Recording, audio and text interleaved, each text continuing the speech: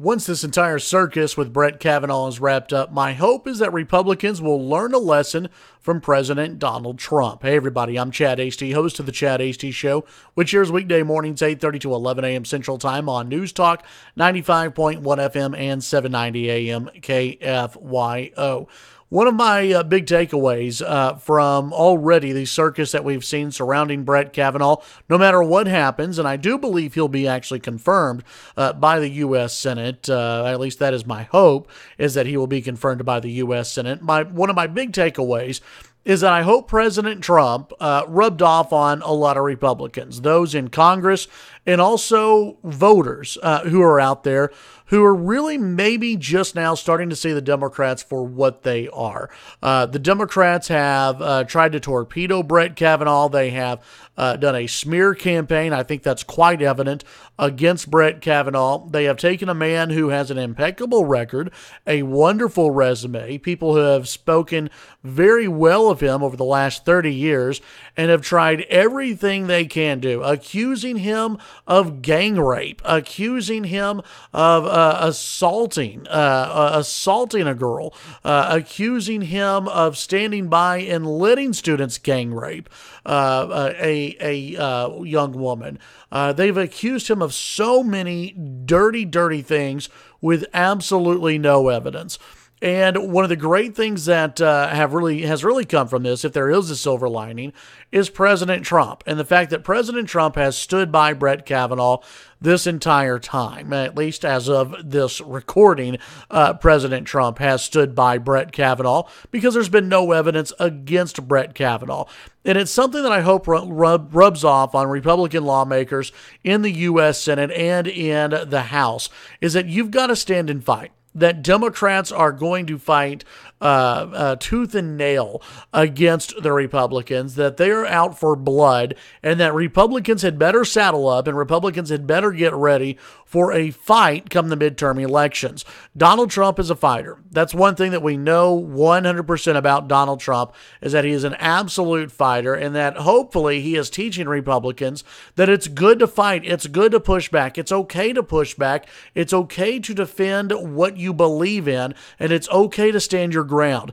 Apologizing to the left and giving in to the left really never works. They don't give up. They keep pushing. They keep taking. We've seen it time and time and time again. So my hope is that for Republican lawmakers, they will see what President Trump has done by standing by Brett Kavanaugh. John Kasich, a guy who ran for president, he is already out and said that, basically if it were up to him, he would have put Brett Kavanaugh's nomination on hold. He would have given in. He would have waved the white flag, and I don't believe he's the only one, by the way. I think a lot of Republicans who ran for president in 2016 would have waved the white flag by now and given in to the angry mob who have no facts, who have no evidence, who have no one to corroborate any stories against Brett Kavanaugh.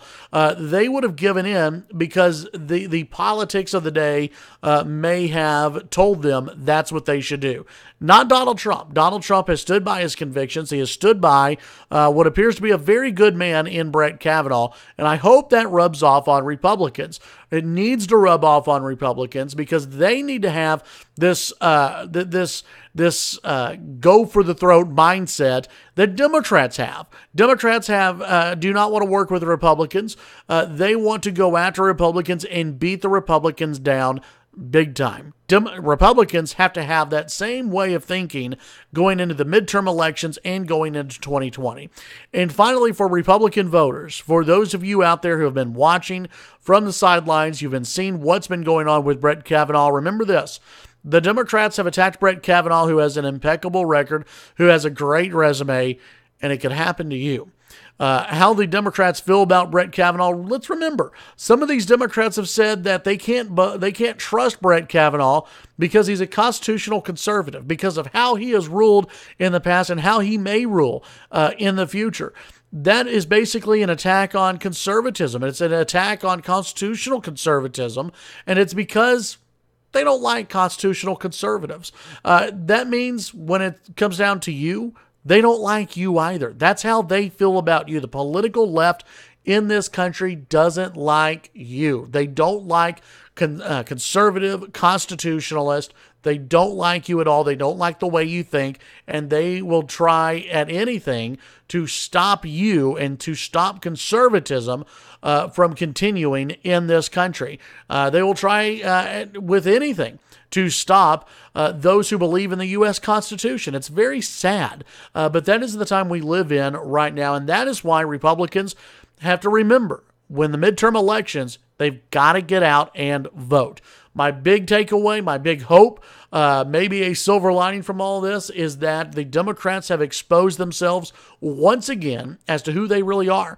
People who want to keep taking and people who want to torpedo those who have a great name, a great resume, but they believe in the Constitution. They believe in conservatism, and that's what makes them public enemy number one. It's been a sad display from the Democrats, and my hope is after the Thursday hearings, all of this regarding Brett Kavanaugh will start to be put behind us, and the circus will end, and Brett Kavanaugh will be on the U.S. Supreme Court.